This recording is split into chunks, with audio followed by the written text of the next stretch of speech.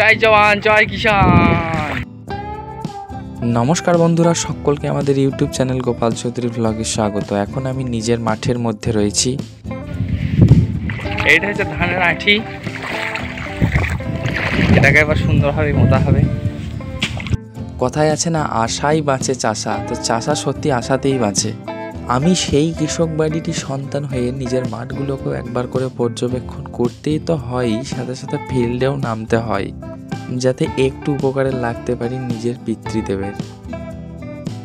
সেই 2-3 মাস আগে আলুর বীজ বপন করার পর আমরা এসে পড়েছি ক্যামেরা নিয়ে একদম মাঠের মধ্যে।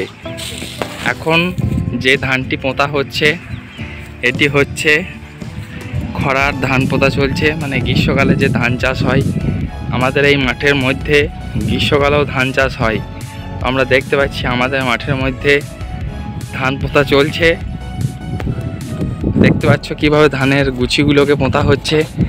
দেখো এইখানে এটা হচ্ছে একদম, এগুলো হচ্ছে ধানের আঁঠি, ঠিক আছে? তো এখান থেকে নিয়ে সিঙ্গেলভাবে গুছিয়ে এইভাবে পুঁততে হয়, সেটা তোমরা দেখতে পাচ্ছ।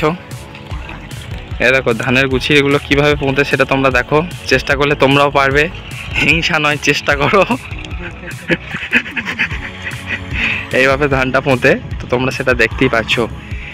এবার আমরা একটা জিনিস দেখাবো। এই যে মাঠের মধ্যে যেসব ধানের আঁঠিগুলো রয়েছে, এইটার বীজ চারাটা আমরা দেখাবো। তো চলো সেই বীজ চারাটাকে দেখাই। বন্ধুরা তোমরা দেখতেই পাচ্ছ এইগুলো হচ্ছে ধানের বীজ চারা, ঠিক আছে? এইভাবে ধানের এই বীজ চারার মধ্যে বীজটা এখান থেকে আঁঠি করে এখান থেকে নিতে হয়।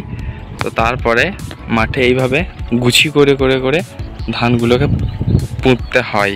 এবং আমরা সারিভাবে যে ধানের বীজের লাইনগুলো দেখতে পাচ্ছি, এটি পৌষ মাসে বীজ বপন করা হয়। ধানকে অঙ্কুরোদ্গম করার পর বীজ ছড়ানো হয়, তারপর সেই বীজ এইভাবেই সুন্দরভাবে দেখতে লাগে মাঠের মধ্যে, যা শস্য শ্যামলা বসুন্ধরা প্রকৃতির এই এক নতুন রূপ।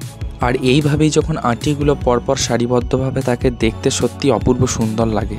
একবার আপনারাই কমেন্ট করুন সুন্দর লাগছে কি না। এবং আপনি যদি কৃষক বাড়ির সন্তান হয়ে থাকেন, অবশ্যই কমেন্টে জানাতে অবশ্যই ভুলবেন না।